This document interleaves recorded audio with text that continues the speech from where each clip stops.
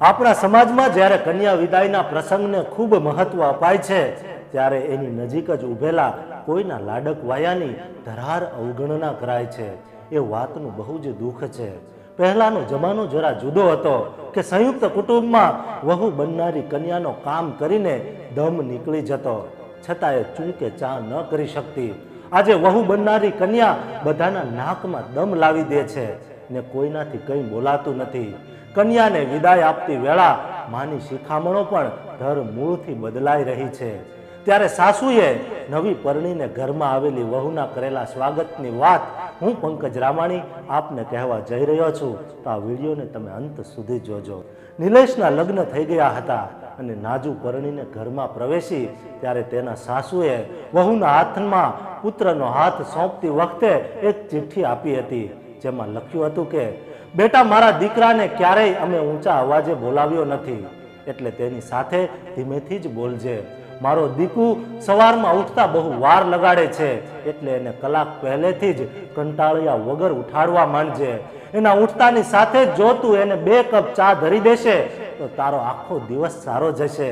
નહીં તો નાની અમસ્તી વાતમાં એના બાપની જેમ એને ઘર માથે લેવાની ટેવ છે, એટલે નાની નાની વાતમાં તું કચકચ કરતી નહીં.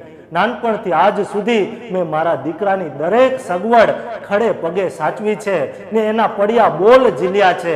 બધા કહે છે મેં જ એને બગાડ્યો છે, પણ એકના એક દીકરાને સાચવું નહીં તો શું કરું? મારું બીજું છે પણ કોણ?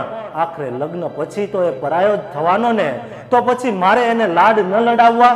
દરેક વસ્તુ એની જગ્યાએ જ હોવા છતાં એને બૂમો પાડીને માંગવાની ટેવ છે. જેમ કે મમ્મી ટૂથબ્રશ ક્યાં છે? મમ્મી પેસ્ટ નથી મળતી? મમ્મી ટુવાલ ક્યાં મૂકી દીધો?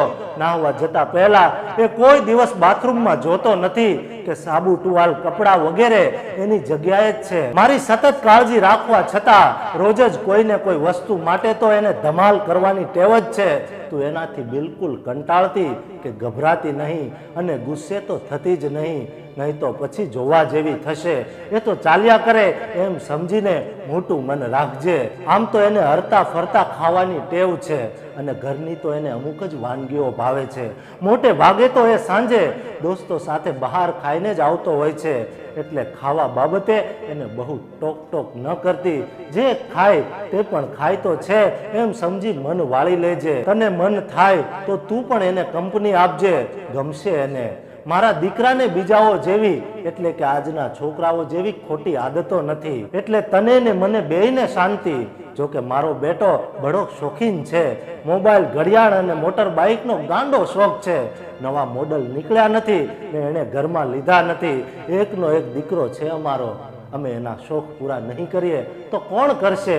આ એ જરા કેરલેસ છે, એટલે મોબાઈલ, ઘડિયાળ કે બાઇકની ચાવી એ ગમે ત્યાં મૂકી દે છે ને મારે શોધવા ઘર ઉપર નીચે કરી નાખવું પડે છે. પણ આમે આખો દિવસ મારે કામ શું હોય? કચકચ કરવી ને બધાના મૂડ બગાડવા એના કરતા 2 કામ કરી લેવા સારા.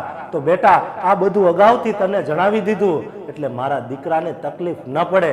બીજું શું? એમ તો મારો દીકરો બહુ હોશિયાર, મિલનસાર અને હસમુખો છે. દોસ્તોને મદદ કરવામાં એ ક્યારેય પૈસાની સામે જોતો નથી. તું તો નસીબદાર છે કે એને ફરવાનો પણ ગાંડો શોખ છે. તું ફર્યા કરજે, ઘર તો હું સાચવી લઈશ. મિત્રો, આ વિડીયો ગમ્યો હોય તો શેર કરજો, લાઈક કરજો, કોમેન્ટ કરજો અને સબસ્ક્રાઈબ કરવાનું ભૂલતા નહીં. સાથે જ રોજની જેમ કંઈક એક્સ્ટ્રા रिश्ता क्या है तुझसे ये तो पता नहीं मुझे, बस मेरे दिल में बसते रहो इबादत की तरह. आभार.